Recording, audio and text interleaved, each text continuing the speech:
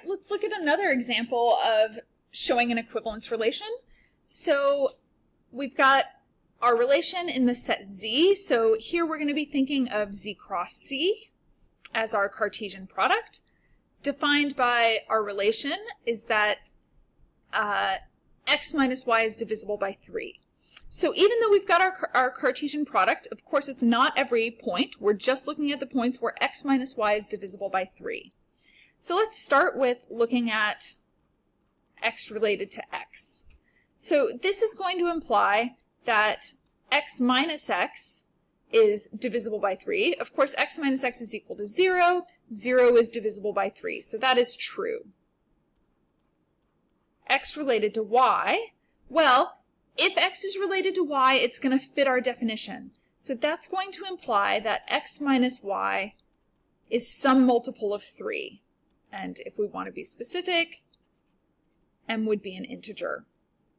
Well, we want to know if y is related to x is also going to be true. Well, this is going to imply y minus x, but y minus x is just going to be the negative of x minus y, which is going to be a negative 3m.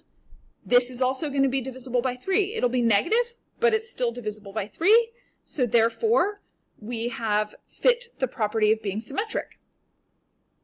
All right, if x is related to y, then that means that x minus y is some multiple of 3. If y is related to z, that's going to mean that y minus z is some other multiple of 3.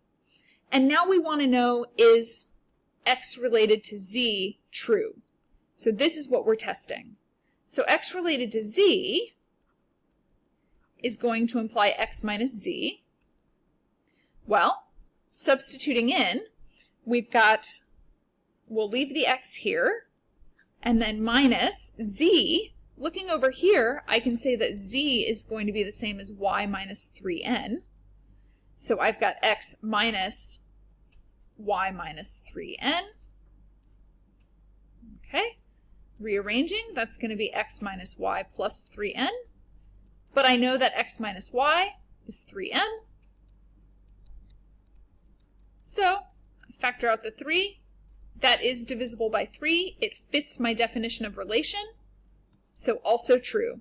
So this is an equivalence relation because we've shown that it's reflexive, symmetric, and transitive. If you're writing this out on a test, you're going to actually want to write the words. We want to say that this is true, therefore it is reflexive. True, therefore reflexive. And that would be enough. We would want to write it for all 3, and then we would want to say, since all 3 are true, it is an equivalence relation.